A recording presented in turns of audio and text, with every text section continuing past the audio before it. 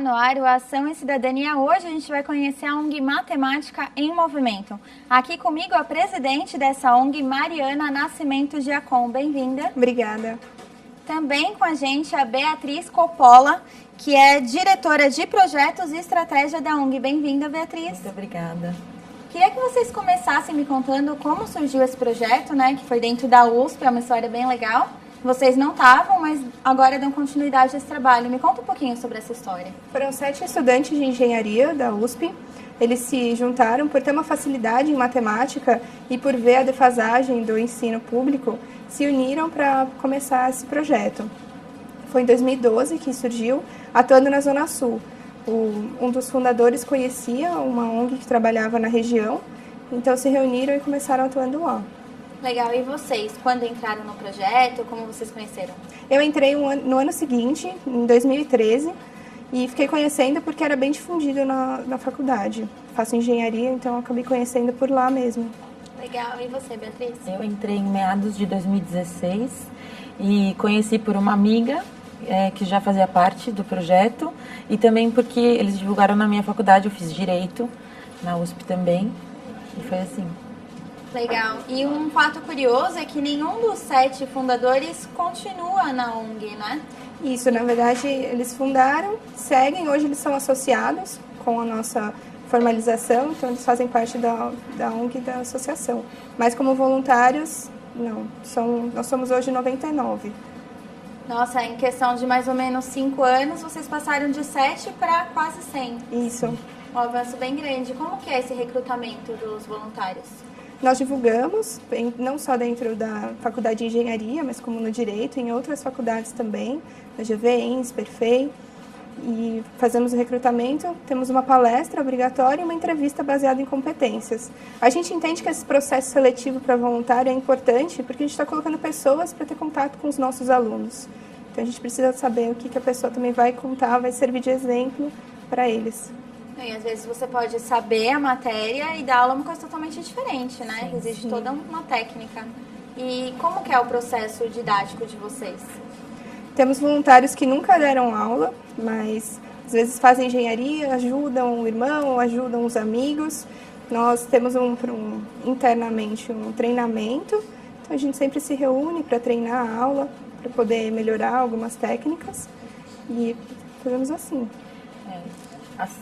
Dentro de sala de aula, a gente tem o que a gente chama de tríade didática, né? Que são 3 professores em sala, um dando aula, que é o professor principal, um professor auxiliar e um professor corretor.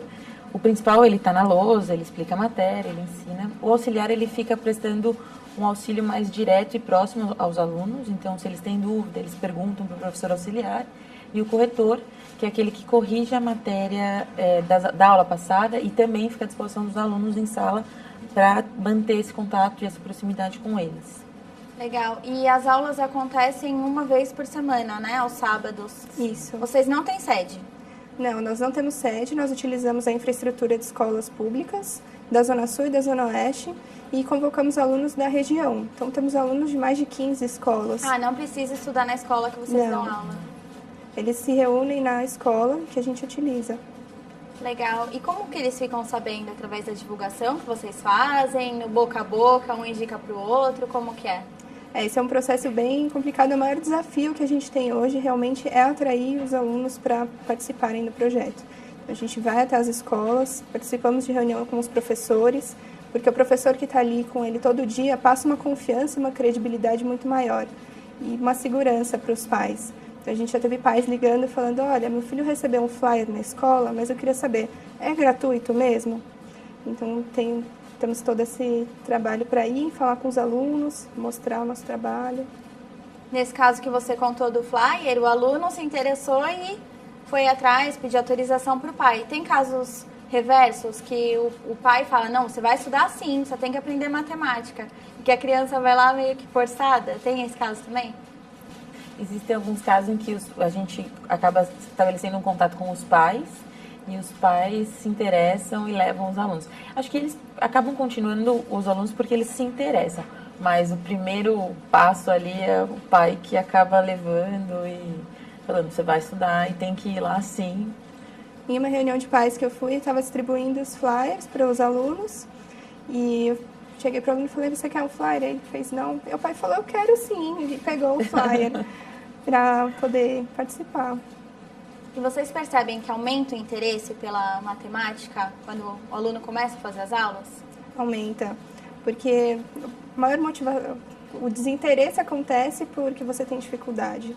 Então, os alunos participando, eles acabam vendo que aquilo que eles têm na escola faz sentido. Então, é super gostoso quando eles têm aula e falam, eu vi isso na escola, agora eu estou entendendo melhor, eu estou ajudando o meu amigo. E eles percebem esse desenvolvimento e acabam gostando mais da matemática. E são alunos só do ensino médio? Nós começamos a atuar com o 9º ano também, porque a gente entende que a gente consegue fazer uma diferença muito grande se conseguir fazer com que esse aluno entre, por exemplo, para uma ETEC ou preste uma prova de bolsa para uma escola particular. E ajuda no vestibular? Ajuda, sei lá, às vezes até na escolha do que vai fazer na faculdade? Sim, bom, além das aulas de matemática, a gente tem atividades de cultura e desenvolvimento. Então, eles complementam, assim, eles se desenvolvem as competências matemáticas, só que a gente também tem uma preocupação muito grande nessas atividades de colocar debates para eles, tanto para eles entenderem melhor a sociedade, os problemas políticos do nosso país, quanto se entenderem. Então, a gente também tem uma preocupação de autodesenvolvimento para que eles façam escolhas corretas, tenham uma noção da faculdade que eles querem prestar, quais as habilidades deles, as aptidões. Vocês percebem um interesse bem grande, assim, nas áreas de exatas dos alunos que participam? Tem o interesse dos alunos e eles também acabam vendo o exemplo dos voluntários. Grande parte dos professores fazem engenharia, então eles acabam tendo isso como exemplo e acabam se motivando mais para seguir essa área de exatas. Vocês têm funcionários também ou todos voluntários? São todos voluntários. Quais são as dificuldades, assim, de trabalhar só sem verba, né? Muitas vezes só com voluntários. Acho que primeiro engajar todos os voluntários, né? Comprometimento acaba sendo uma coisa um pouco difícil, e é difícil no trabalho remunerado, então no trabalho voluntário também é um desafio. E muitas vezes manter a motivação das pessoas, então, porque a motivação é diferente, né? É a vontade de fazer diferença na vida dos alunos e essa vontade de fazer diferença pela nossa cidade, pelo nosso país. Esses são os desafios, assim, e também fazer com que todos os voluntários internalizem os nossos valores, a nossa missão.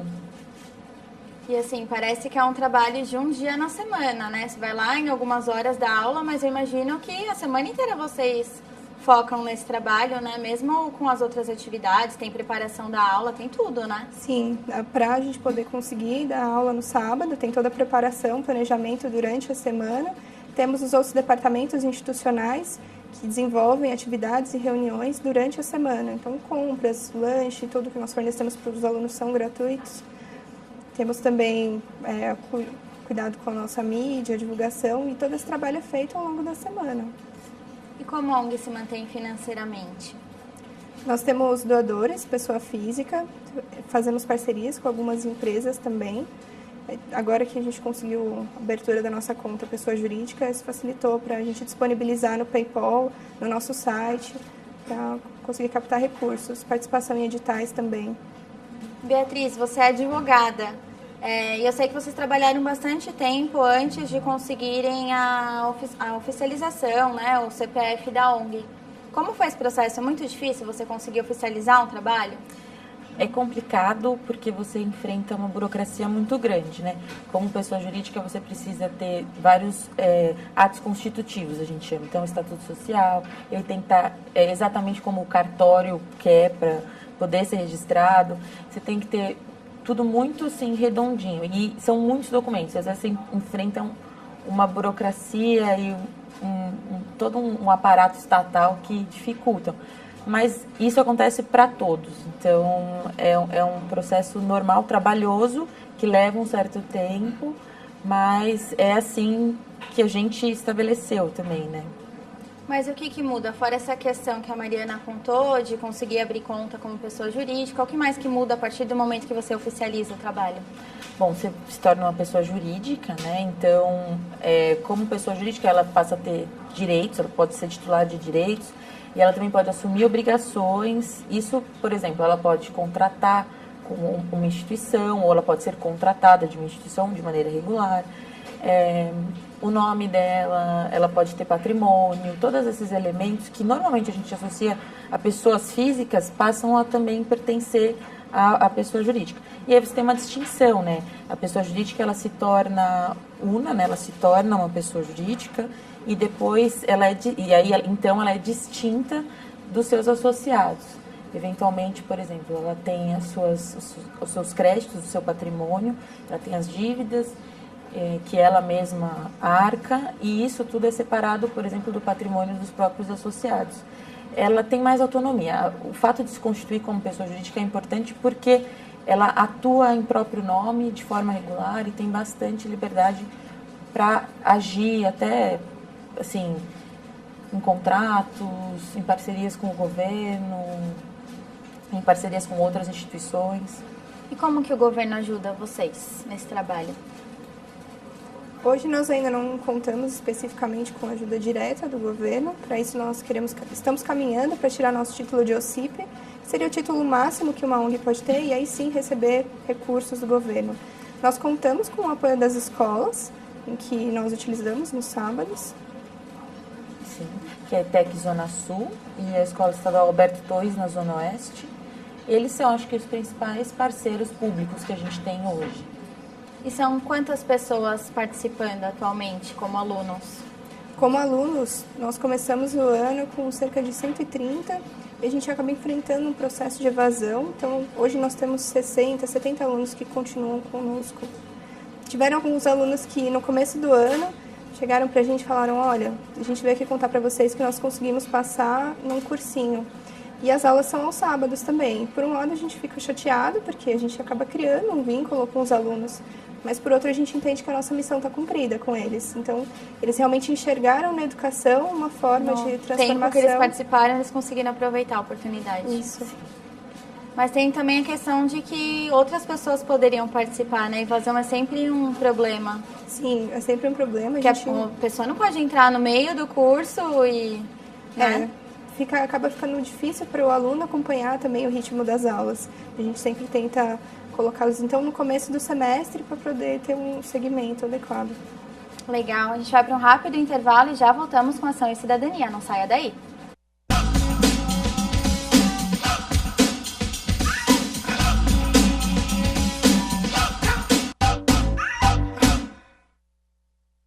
De volta com a Ação e Cidadania hoje sobre a ONG Matemática em Movimento. Meninas, como que vocês avaliam a atual situação da rede pública de ensino brasileira? A gente percebe que tem uma grande defasagem. Na ONG Todos pela Educação, que a gente se baseia, tem um estudo em que fazia uma projeção para a educação, tanto de matemática quanto de português, e o atual. E a gente percebe que a projeção se distancia cada vez mais de como tem sido realmente o desempenho dos alunos. Isso é bem preocupante. Vendo isso, a gente entende que o nosso trabalho faz sentido, né? E como que funciona o trabalho de vocês? Como que a ONG é estruturada? Nós temos cinco departamentos, né? Além do pedagógico que a gente mencionou. A gente tem um departamento de recursos humanos, um departamento de projetos e estratégia, ao qual eu pertenço, um departamento de eventos e patrimônio e um departamento de comunicação e marketing. RH é um departamento que cuida das pessoas e dos alunos, então, do controle de dados dos voluntários e dos alunos.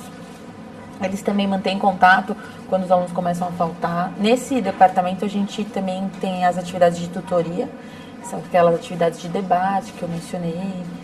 E comunicação e marketing é um departamento que cuida de mídias digitais, por exemplo, redes sociais, e também de toda a arte que a gente prepara para os nossos processos seletivos, para as divulgações em escolas. Projetos de estratégia, a gente trabalha com projetos mais a longo prazo, então parcerias, por exemplo, é uma parte importante em que a gente tenta cada vez mais estabelecer um método para conseguir parceiros, patrocinadores, desenvolver novas atividades e também indicadores, né? Ver o nosso desempenho por aquilo que a gente consegue estabelecer uma métrica. E eventos e patrimônio, que é um departamento que cuida da parte financeira, então, e também tributária, né? E dos eventos que a gente realiza com os alunos ao longo do semestre, do lanche que a gente fornece todo sábado para eles. E o material das aulas? O material é próprio, os nossos professores desenvolvem esse material, justamente para a gente ter uma flexibilidade e também, como os alunos têm um nivelamento diferente, a gente acaba fazendo um material que se adeque melhor a isso. Hoje nós temos uma apostila... Totalmente gratuitos também. Totalmente gratuito. Então, nós temos uma apostila e tem a parte teórica, tem os exercícios e nós fornecemos para os alunos. E aí, depois de toda essa experiência dando aula, tem gente que decide seguir por essa área também ou não? Hoje nós temos uma aluna fazendo engenharia de produção, né, em Bimorumbi. Temos uma aluna que passou na UFSCar também, fazendo engenharia, e são assim, grandes realizações para... É muito gostoso a gente ver que os alunos se motivaram pela matemática, pela área de exatas e quiseram seguir por isso. Mas e voluntários que decidiram seguir a área pedagógica, tem também? Tem. Tem um voluntário que ele entrou e ele encontrou no matemática um sonho para ele também. Ele resolveu que ele quer sim seguir nessa área, ele vai começar um mestrado e para seguir nessa parte acadêmica. E você falou em sonho, eu vi um vídeo institucional de vocês que tem um aluno que fala que ninguém nunca tinha perguntado qual era o sonho dele. Como que vocês se sentem vendo esse tipo de reação e quem é esse aluno? Esse aluno é o Aldomar. A gente sempre procura instigar os alunos a responder a pergunta qual é o seu sonho. Assim como ele, muitos jovens nunca tiveram essa pergunta feita para eles. A gente quer realmente instigá-los a responder essa pergunta e ter coragem para seguir os sonhos deles. Então, parte da nossa missão é fazer com que os jovens invistam na educação como forma de desenvolvimento pessoal e profissional. A gente hoje utiliza a matemática para isso como ferramenta, mas o nosso produto é o apoio para o aluno. A gente quer realmente que eles tenham esses sonhos e que eles vejam que eles conseguem ir muito além daquilo que uma vez eles tinham se limitado. Então, vocês concordam que a ONG muda as expectativas dos alunos? Sim, eu acho que isso, inclusive, é o que a gente deseja alcançar com o nosso trabalho. Mudar as expectativas deles e mostrar para eles que eles podem sonhar e eles têm todo o potencial para alcançar os desejos e os planos de vida. E eu vi no site que vocês também fazem passeios com os alunos, né? Sim. Que tipo de passeios? Como que eles ajudam na matemática? Todo final de semestre a gente faz um passeio com os alunos. É uma forma de integração e de descontração também, depois de todo o semestre. A gente procura levá-los para alguns passeios culturais. Então, nesse último semestre, nós fomos ao Museu Catavento. E aí tem diversas atrações relacionadas com a matemática, com física. E isso acaba desenvolvendo para eles poderem perceber a aplicação na matemática. Vocês ainda sentem diferença entre meninos e meninas? Porque a área de exatas é prioritariamente masculina. Vocês sentem isso? Isso está mudando? Eu acredito que isso está mudando. Assim, a gente vê grande parte das nossas alunas os alunos são mulheres, então são meninas. Elas se dedicam muito, vão muito bem. Muitas vezes as meninas são alunas mais comprometidas. Eu acho que é uma tendência até a diminuir essa questão das exatas estarem mais próximas aos homens. E acho que a gente faz uma diferença nisso, sim. E no primeiro bloco a gente contou um pouquinho sobre o retorno que vocês têm dos professores, dos pais. O que eles costumam dizer para vocês depois de um período que a pessoa participa? A gente tem retornos dos pais em que falam que perceberam uma mudança, não só nas notas dos alunos, mas de comportamento também. Então, em casa, eles percebem que tem um comprometimento maior. Às vezes, no sábado, o nosso aluno tem um perfil que ele estuda durante a semana, alguns trabalham também. Então, às vezes, chega no sábado, ele estaria cansado para ir para a aula. E os pais falam, filho, você está cansado? Não, eu vou para o curso. E eles percebem esse comprometimento. E tem muita gente que trabalha já no ensino médio, né? Aí tem que conciliar o ensino médio normal, às vezes com o técnico, com a matemática no sábado, com o trabalho. É difícil também, né? Sim, acaba ficando bem puxado para os alunos. Eles têm realmente esse perfil. Os nossos alunos fazem ensino médio, técnico, trabalham e ainda o curso de matemática aos sábados. E o curso é semestral? Como que funciona? O curso, ele é semestral, mas nós preferencialmente queremos que os alunos ingressem no começo do ano. Não existe um impedimento para que eles ingressem, por exemplo, em agosto, quando retomam as aulas na rede pública. Mas é melhor que seja assim no começo de todo um ciclo. Os módulos são divididos semestralmente. A gente acaba convocando os alunos para participarem conosco e, idealmente, ele entraria no 9º ano e seguiria conosco até o 3º ano do ensino médio. E vocês definem essas aulas como reforço ou não? Não necessariamente. A gente acaba seguindo a cartilha da escola pública. Então, os alunos têm a matéria na escola e vêm conosco o conteúdo, mas não é reforço nem aprofundamento, depende do aluno. Tem aluno que vai sim e acaba tendo reforço, tem aluno que tem aprofundamento, depende do perfil do aluno. E quando está chegando perto da época do vestibular, do Enem, tem aulas específicas para isso? Tem. No nosso 2º semestre, para a turma de 3º ano, a gente só dá revisão focada realmente no Enem. E quais histórias que vocês podem contar de superação nesse trabalho que vocês já estão há 4 anos, né? Muito tempo. Quais são as histórias que vocês veem assim no dia a dia? Teve um aluno que uma vez ele prestou o ensino técnico para mecatrônica e ele não conseguiu ser aprovado. E ele ia desistir, então o ex-presidente conversou bastante com ele, falou, não, você não pode desistir, vamos tentar de novo. E depois de toda essa conversa ele tentou novamente e conseguiu ser aprovado. Então ele ficou super contente, a gente conseguiu, eu tinha uma amiga que fez curso técnico em mecatrônica, que foi que ele foi aprovado, então a gente fez uma maletinha para ele com alguns itens e entregou também. Então foi muito interessante assim a superação dele, ele ficou muito grato também. Legal. E você, Beatriz, qual a história assim mais te marcou? Nós temos a gente tem um aluno que é o Aldomar, né? Ele sempre se destacou porque ele era um ótimo aluno, ele era muito dedicado. E ele, por exemplo, ele passou na Federal de Pernambuco para cursar engenharia lá. E assim, para um aluno da rede pública ter um bom desempenho no vestibular, no Enem, inclusive, é muito difícil ainda, né? A educação é muito precária. Então, ele é um exemplo que eu sempre acho muito bom de trazer, porque ele se dedica e, apesar de qualquer adversidade, ele conseguiu se superar e conseguiu ter bons resultados. Hoje, ele, inclusive, estuda para tentar outras universidades, porque eu acho que, realmente, ele vê que a saída é pela educação, né? Para conseguir desenvolvimento pessoal, profissional. E na vida de vocês, o que mudou após esse trabalho voluntário? Muita coisa. Quando eu entrei, eu era uma pessoa muito tímida, eu também nunca tinha dado aula. E fiz uma carreira também junto com matemática, vendo os alunos que têm essa vida puxada. Eles acabam sendo também inspiração e motivação para nós. Eles às vezes não acreditam, mas a gente fala, a gente sabe que vocês têm garra também por estar aqui, tendo essas aulas. Muitos deles que acabam passando problemas pessoais, dificuldades que a gente nem imagina. E realmente eles servem de exemplo para nós. E na sua vida? Muda muito, né? A gente se engaja cada vez mais no projeto e, eu não sei, parece que é uma forma de renovar assim, as próprias esperanças, assim. Porque a gente vê tanta dificuldade, vê tanto sofrimento das pessoas e é muito bonito, assim. Você começa a se sentir... Eu acho que você começa a se sentir útil, né? Você começa a falar, nossa, não, eu estou fazendo algo, sabe? Eu vou além de reclamar, eu também ponho a mão na massa e tento fazer a diferença.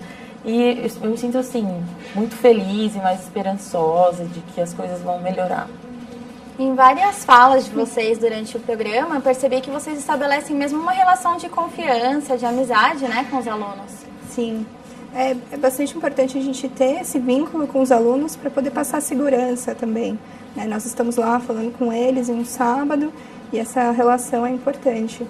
Até para eles terem a liberdade, às vezes, de contar um problema pessoal que vai diretamente interferir no aprendizado, né? Sim. Nosso trabalho é bem individualizado, então as nossas turmas têm no máximo 20 alunos para a gente ter esse contato bem próximo com eles. A gente está ficando sem tempo, queria agradecer muito a participação de vocês. Nós que agradecemos pela oportunidade de contar um pouquinho do nosso trabalho. E eu queria que vocês deixassem os contatos para quem quiser ser voluntário, quem quiser ser aluno, como que faz? Claro, nosso e-mail é contato@matematicaemmovimento.com.br e o nosso site www.matemove.org.br. Legal, obrigada. Obrigada. E o Ação e Cidadania de hoje fica por aqui, mas se você tiver uma sugestão de alguma ONG para a gente trazer aqui no programa, envie para tv@câmara.sp.gov.br. Até semana que vem. TV Câmara São Paulo, a política da cidade passa por aqui.